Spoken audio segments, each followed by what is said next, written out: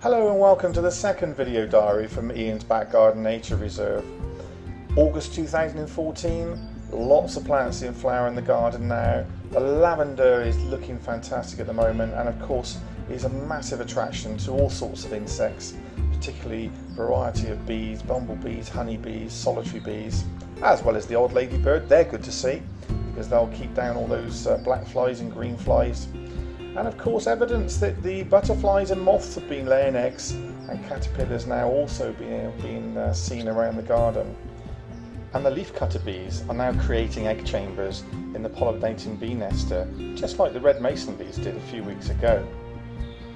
These wonderful insects cut out a piece of a leaf, bring it into a hollow, roughly 8mm diameter, and what they do is they create an egg chamber, and then they collect pollen and nectar, deposit it into the egg chamber, and then they lay an egg, and then finally block the egg chamber, and then create a second one, and a third one, and a fourth one, depending how deep the hole is.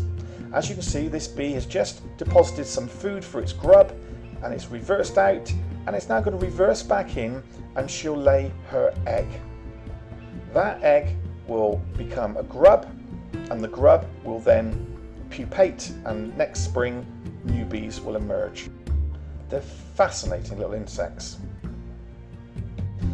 Now this old tree trunk has been specifically adapted to attract a particular bird, the great spotted woodpecker. What I've done is I've drilled lots of holes in the trunk of the tree, and I've filled those holes with suet. Great spotted woodpeckers love suet. And it was less than a week after installing this feeder for them that the first woodpecker appeared, and now they're regular visitors. The bird you can see here in the film is a juvenile woodpecker. So this is one of the young from this year, and we also get the adults in regularly. So it's great to have this happening right in front of the patio windows, and a real joy.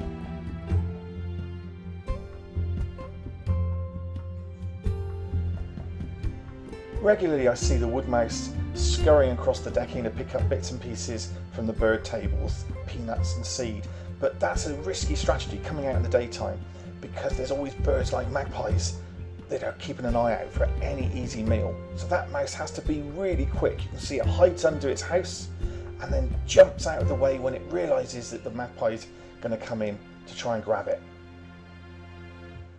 Amazing opportunity. But it's a risky life for these little creatures, and that's why I provide them the bumblebee house in 2 or 3 locations in the garden. They're all occupied, gives them a safe place to hide. Now, one of the biggest pests in my garden is not magpies, it's not crows, it's cats. And I'm sorry, if you're a cat owner and you love your cat, that's fine.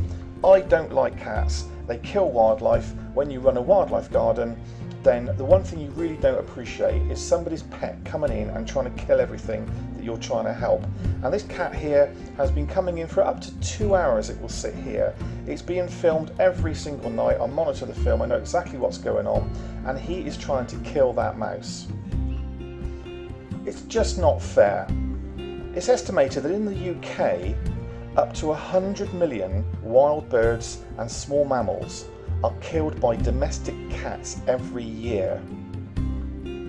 It's an outrageous situation, and yet a lot of these wildlife kills could be avoided if cat owners took more responsibility for their pets. And one of the simplest ways of doing that is to make sure that your cat is brought into the house before dark and not let back out again until the following morning. And that will increase the chances of survival for many small mammals, frogs, toads, and other creatures that cats kill every night. So anyway, let's go back to the visitors that are welcome in the garden. And of course the badgers are still coming in every night. It's costing me a flipping fortune in peanuts, but the joy of seeing these wonderful animals coming into the garden and feeding every night really is immeasurable. Now, badgers have a reputation for digging up the garden, but of course if you put food out for them, they don't need to do that because they've got the food there. And these badgers coming in every night, they're really doing no damage at all to the garden. I'm fairly certain that the badgers that are coming in are from the same family group. They seem to come in sometimes in small numbers, sometimes in larger numbers. I'm not sure where the others go, but obviously got their favourite areas. But as you can see from this little clip here, there's definitely sibling rivalry between these two particular animals. It always makes me laugh to see them sat down when they're eating. Very much at home here. Every now and then there's a night where they don't seem to be in the garden and the peanuts are still there the following day, but the fox will often gobble them up, and of course the birds in the morning. Now you can see here this is a female, a sow, and she's looking underneath the mouse box because peanuts gone underneath there. They don't miss anything. They don't miss anything. Every single peanut is picked up by these animals, and it's amazing. This is pitch black. It's amazing they find every single one of them. They've got such an amazing sense of smell. Now this one particular badger, well, he's just going to discover that there's actually a pond in the garden. You can see. And it gives him a bit of a shock, and what I thought was quite funny was how it came back to sniff the water to say, well, what was that? What was that then? Where the flipping hell did that come from? Was that a flipping wood mouse pushed me in? Pond's been there every night, mate. It's not exactly a small one. So you might be wondering, is our little wood mouse still around? Has the cat managed to catch him yet? Well, I'm really pleased to say that so far he is still around.